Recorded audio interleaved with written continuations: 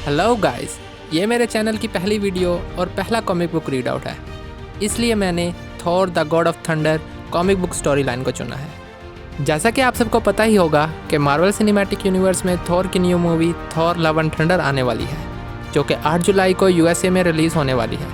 इसलिए मैंने इस कॉमिक को चुना है क्योंकि थॉर लव एंड थंडर में 2 कॉमिक बुक स्टोरी लाइन चलने वाली हैं। एक Thor the God of thunder God bomb और दूसरी अनवर्दी थॉर, जिसका रीड आउट मैं इसके बाद वाली वीडियोज़ में करूँगा। तो मूवी को अच्छी तरह से एंजॉय करने से पहले इसका बैकग्राउंड जान लेना चाहिए। So let's start.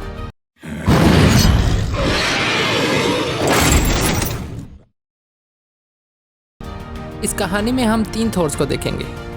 एक पास्ट थॉर जो कि यंग है, एक प्रेजेंट थॉर जो कि अवेंजर्स का मेंबर है और एक फ्यूचर थॉर जो कि एसगार्ड पर राज करता है और उसे हम किंग थॉर कहेंगे।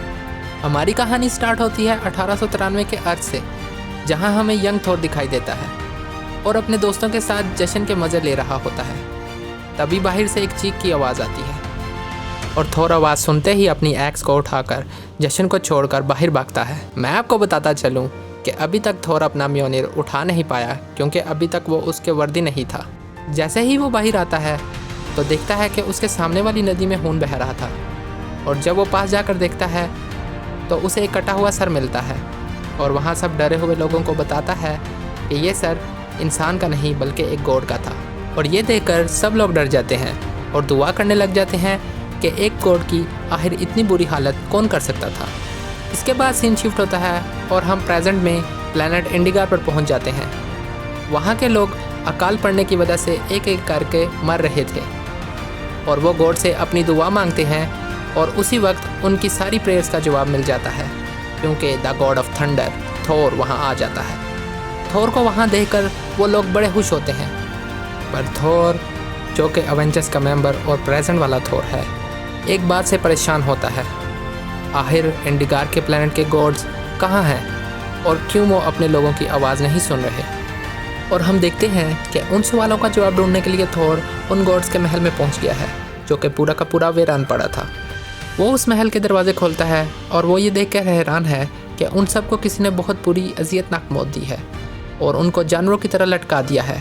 इसी के साथ सीन फिर से एक बार शिफ्ट होता है और हम फ्यूचर के थॉर यानी द किंग थॉर को देखते हैं, जो कि अपने तख्त पर बैठा हुआ है और बाकी दोनों थॉर से ज़्यादा एक्सपीरियंस्ड है। इसने अपनी पूरी लाइफ लड़ाइयाँ करते गुजार दी है। ऐसे ही किसी एक लड़ाई में वो अपना हाथ भी खो चुका है और जिसकी जगह उसने एक डिस्ट्रॉयर का हाथ लगा लिया था। किंग थॉर अपना हैमर उठाता है और अपने महल से बाहर निकलता है और बिना देखे बाहर खड़ी दुश्मन की आर्मी पर टूट पड़ता है। जिसके साथ सीन फिर से पास में शिफ्ट होता है और यंग थॉर कश्ती पे अपने दोस्तों के साथ कोहरे में एक परछाई को देखता है। वो अपने उड़ने वाले घोड़े को वहाँ बुलाता है और उस परछाई का पीछा करता है और वो इस बात से अनजान है कि जिसका पीछा यंग थॉर कर रहा है वो असल में यंग थॉर के ही इंतज़ार में वहाँ खड़ा हुआ था। यंग थॉर को देखते ही उसने अपने हाथ को तलवार में बदल लिया और उस पर अटैक करने लगा। यंग थॉर ने पलट कर जवाब देने की कोशिश की, लेकिन उसकी ताकत as compared to young Thor बहुत ज़्यादा थी। उसने बहुत ही आसानी से यंग थॉर को हरा दिया, जो कि अनकॉन्शियस यानी बेहोश हो जाता है। और इसी के साथ सीन फिर से शिफ्ट होता है और कहानी प्रेजेंट में आती है और हम देखते हैं ओमनीपोटेंसिटी। ओमनीपोटेंसिटी ऐसी जगह है जहाँ यूनिवर्स के किसी भी गॉड के बारे में इंफॉर्मेशन होती है और उस हथियारे तक पहुँचने के लिए थॉर उस सिटी की लाइब्रेरी में इंफॉर्मेशन ढूंढ रहा है। काफ़ी ढूंढने के बाद थॉर ये सोचता है कि उस हथियारे के बारे में जानने के लिए थॉर को दूसरे गॉड से जाकर बात करनी होगी। इसलिए वो एक एक करके सारे गॉड से मिलने गया, पर जहाँ जहाँ वो गया सिर्फ मौत नज़र आई। चाहे god of trees and skies हों, चाहे gods of water and animals, बड़े से बड़ा छोटे से छोटा, सब थॉर के पहुँचने से पहले मारे जा चुके थे। और थॉर का शक यकीन में बदलता गया और उसे पता था कि ये सब करने वाला एक ही आदमी हो सकता है, वही आदमी जिससे उसका बरसों पहले सामना हुआ था, गोर द गॉड बुचर। थॉर उसे ढूंढता हुआ एक दफ़ा फिर उस केव यानी गार में पहुंचता है जहां इस सब की शुरुआत हुई थी। और इसी के साथ ये कहानी फिर से वक्त में पीछे जाती है, जहां यंग थॉर अपनी आंखें खोलता है और अपने सामने उस शख्स को पाता है जो उसे बड़ी आसानी से हरा चुका था। वो उसे अपना name gore the God butcher बताता है। वो थॉर को बताता है कि उसकी लाइफ का सिर्फ एक ही मकसद है, सारे गॉड्स को ख़त्म करना, और वो एक एक करके सारे गॉड्स को मार डालना चाहता था। और यंग थोर को उसने सिर्फ इसलिए ज़िंदा रखा था कि वो उसको सारे गॉड्स का पता बता सके। और इसी के साथ वो धीरे धीरे यंग थोर को टॉर्चर करना स्टार्ट करता है। फिर भी यंग थोर अपना मुंह नहीं खोलता। वो उसे बताता है कि वो यंग थोर को मारेगा, फिर इस यूनिवर्स को और बाकी सारे यूनिवर्स के गॉड को मारेगा। लेकिन वो यंग थोर से बातों में इतना उलझा हुआ था कि थोर को बचाने के लिए आए हुए उसके साथियों पर उसकी नज़र नहीं जाती और वो एक एक कर गौर पर हमला करना शुरू करते हैं। गौर की ताकत उन सब से काफ़ी ज़्यादा थी।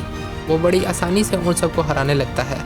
इतने में पीछे से यंग थोर अपने आप को बेड़ियों में से छुड़ाने में कामयाब हो जाता है। वो अपने कुल्हाड़े की मदद से गौर को बीच में से चीर देता है। वो गौर को तब तक मारता है जब तक उसके छोटे छोटे टुकड़े नहीं हो जाते। गौर को ख़त्म करने के बाद वो अपने साथियों से कहता है कि ये बात इस गुफा से बाहर नहीं जाएगी और वो ये बात यहीं के यहीं भूल जाएंगे।